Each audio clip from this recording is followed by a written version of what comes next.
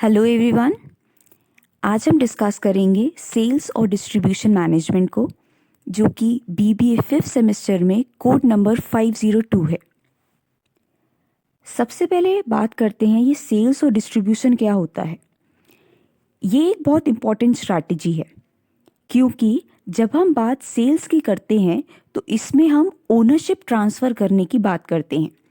जैसे मार्केटिंग में बहुत सारी चीज़ें इन्वॉल्व होती हैं।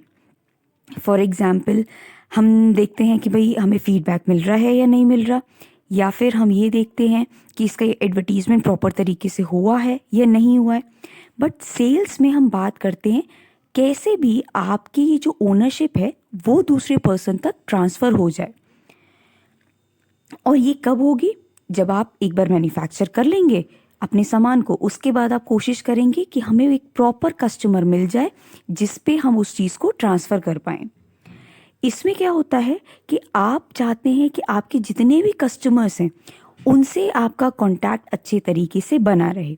जितने अच्छे तरीके से आपका कांटेक्ट बनेगा उतनी ही सेल्स आपकी बढ़ने लग जाएगी।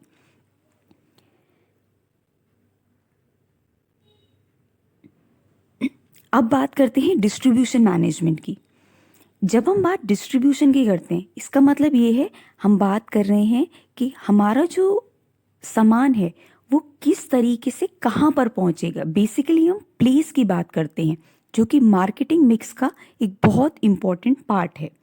हम ये देखते हैं कि किस टाइम पर वो सामान पहुँचेगा, कहाँ पे पहुँचेगा, और उसकी जो पोजीशन है, पोजीशन मतलब उस पर्टिकुलर टाइम के लिए वो प्रोडक्ट किसके पास रहेगा, उसको हम जानने की कोशिश करते हैं।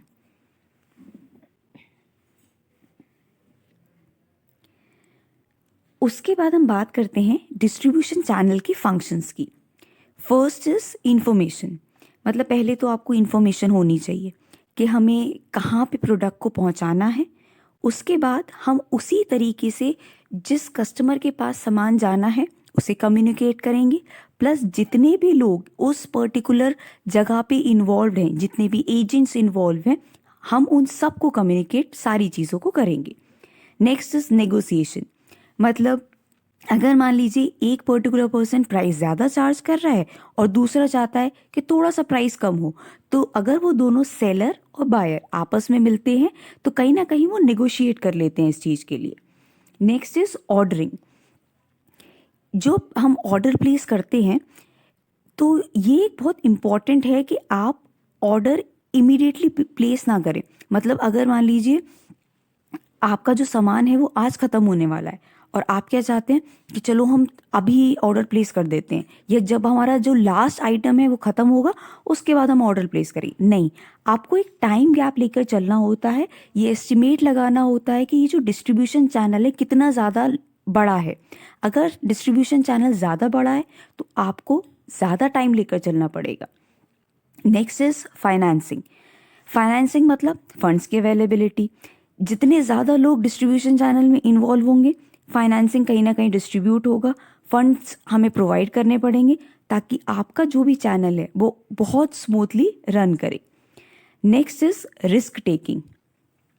फॉर एग्जाम्पल, जैसे आपने सुना होगा पेरिशेबल गुड्स। पेरिशेबल गुड्स वो होते हैं जो जल्दी ख़राब हो जाते हैं। तो क्या आपको लगता है हम डिस्ट्रीब्यूशन चैनल लॉन्ग रखेंगे? अगर हम लॉन्ग रखेंगे फिर तो आपका जो सामान है वो ख़राब हो जाएगा। तो उस केस में रिस्क टेकिंग क्या रहेगी आपकी, कि हमें जो डिस्ट्रीब्यूशन चैनल है वो शॉर्ट रखना है। उसके बाद है फिजिकल डिस्ट्रीब्यूशन, जिसमें आपने बहुत सारी चीज़ें सुनी होंगी। फॉर एग्जांपल ट्रांसपोर्टेशन सुना होगा, वेयर हाउसिंग सुनी होगी, जो लोगों के गोडाउंस होते हैं ताकि वो अपना सामान रख सकें। तो ये सारी चीज़ें डिस्ट्रीब्यूशन चैनल का पार्ट होती हैं। Next is payment. पेमेंट से मतलब सिर्फ अमाउंट पे करना ही नहीं होता, रादर इसमें बहुत सारी चीज़ें इंक्लूड होती हैं। फॉर एग्जांपल, अगर मैं किसी सप्लायर की बात करूं, अगर मान लीजिए वो जो सप्लायर है, एक सप्लायर है जो दो लोगों को सामान सप्लाई करता है। अब एक पर्सन, उसके पास है लिमिटेड सप्लाई, उसने बोला भाई जो भी मुझे एडवांस पेमेंट कर देगा मैं तो उसी को सामान सप्लाई कर दूंगा। तो इस टाइम पे अगर आपके पास पैसा है तो आप जो सामान है वो इजीली खरीद सकते हैं, किससे? सप्लायर से। तो पेमेंट कहीं ना कहीं इट इज़ वेरी इंपॉर्टेंट कि आपके पास लिक्विड कैश की अवेलेबिलिटी होना बहुत ज़रूरी है। नेक्स्ट इज ट्रांसफ़र, जो हम ऑलरेडी बात स्टार्टिंग से कर रहे हैं कि हम बात करते हैं कि कैसे हमारी जो ओनरशिप है वो एक पर्सन से दूसरे में ट्रांसफ़र हो, आपका सामान दूसरे के पास जाए और आपके पास क्या आ जाएगा, इन कैश के फॉर्म में जो भी वो पेमेंट है वो आपके पास आ जाए।